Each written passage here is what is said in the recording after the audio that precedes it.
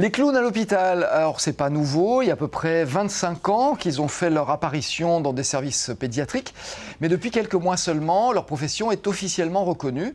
C'est une bonne nouvelle pour tous ceux qui se battent pour améliorer le quotidien des malades hospitalisés, notamment l'association Soleil Rouge, qui fait intervenir régulièrement des clowns professionnels auprès des malades, association dont la cofondatrice nous attend du Plex de nos studios de Grenoble. Bonjour Sylvie Daillot, merci d'être avec nous. Bonjour. Vous êtes cofondatrice de cette association, vous êtes clown aussi. Depuis 14 ans, Soleil Rouge envoie des clowns donc, dans les services hospitaliers pour soulager les patients. Qui est-ce que ça concerne? Parce qu'a priori, on pense toujours que ce ne sont que des enfants. Je parlais de services pédiatriques, ce n'est pas seulement le cas. Effectivement, c'est l'activité principale de l'association Soleil Rouge. Elle a vraiment été créée avec pour objet d'intervenir en pédiatrie au CHU de Grenoble. Mais depuis quelque temps, l'activité se diversifie.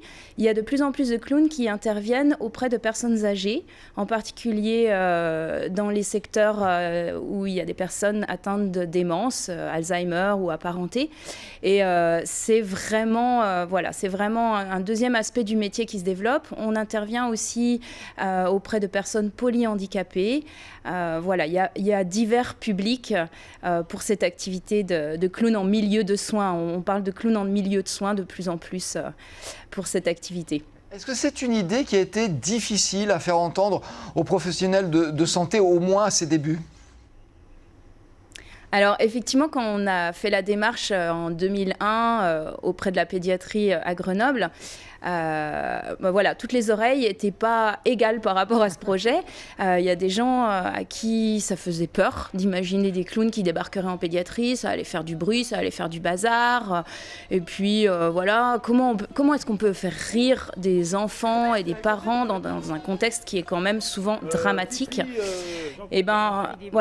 On s'est vraiment posé cette question avec les professionnels et le professeur Plantaz qui au début était vraiment qui est le grand chef de la pédiatrie à Grenoble et qui était sceptique par rapport à cette action qu'il a reconnue après en disant moi j'étais vraiment pas tout à fait partant.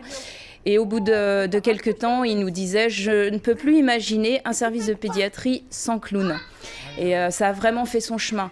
On a eu vraiment aussi un écho positif grâce à Anne Panier et Corinne Armariala, qui sont médecins et qui avaient travaillé avec des clowns dans la région parisienne, avec des clowns du rire médecin, et qui du coup avaient une idée très concrète de ce que ça pouvait représenter. Donc ça nous a vraiment ouvert des portes. À votre avis, qu'est-ce qui leur a fait changer de position par rapport à vos interventions? Est-ce que ce sont tout simplement les résultats? Parce qu'il y a des résultats, prouvés scientifiquement? Alors, il y a cet aspect résultat qui est de plus en plus objet de recherche. Il faut savoir qu'il y a un réseau international de chercheurs qui travaillent en ce moment. On se retrouve d'ailleurs avec eux à Lisbonne la semaine prochaine. Un certain nombre d'organisations du monde entier vont se retrouver la semaine prochaine à Lisbonne. Et il y a de nombreux travaux. Le rire a vraiment un effet psychique, c'est une détente de l'esprit et c'est un très très bon antidépresseur, de facto, mais ça a aussi des effets vraiment physiologiques sur le système immunitaire, sur le système cardiovasculaire, par rapport à la douleur. C'est un des moyens de sécréter des endorphines qui vont avoir un effet très très puissant, beaucoup plus puissant que la morphine apparemment. Donc il y a un tas d'effets comme ça qui sont actuellement en train d'être étudiés.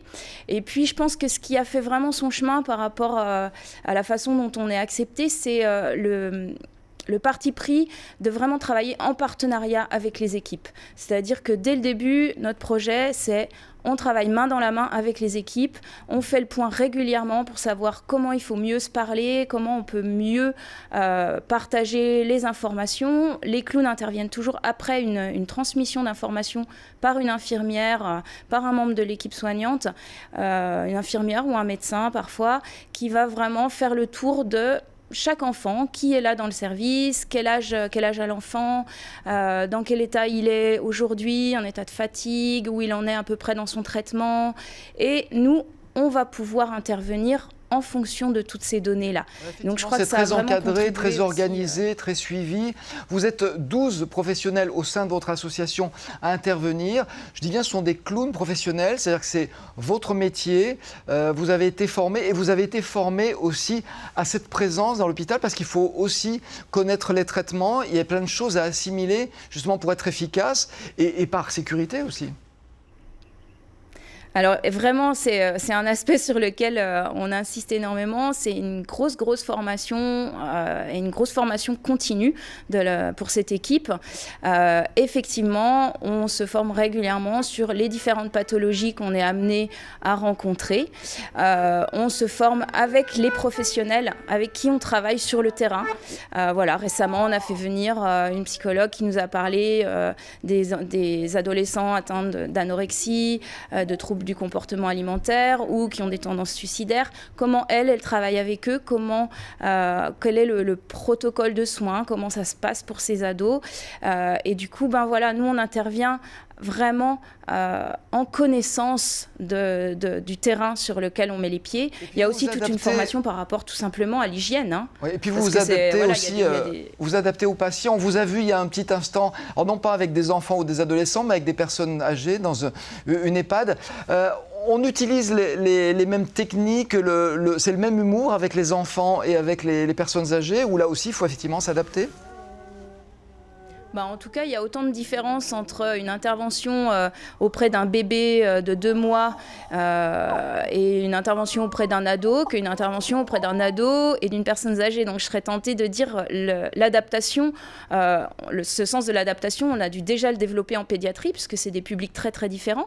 Et dans une même chambre, on peut avoir un ado, un bébé, des parents très angoissés qui viennent d'apprendre que leur enfant, qui a un diagnostic très compliqué, des grands-parents, voilà. Et puis, dans les EHPAD, alors, il y a effectivement quand même un rythme qui est différent. C'est-à-dire qu'il va falloir s'adapter, par exemple, auprès des personnes atteintes de démence. Il y a des temps de latence qui font que le clown doit vraiment s'adapter à ce rythme-là. Et ça fait une différence. Au niveau de l'humour, c'est vrai que la personne âgée, on vient chez elle, puisque quand on va la visiter dans sa chambre, c'est son lieu de vie.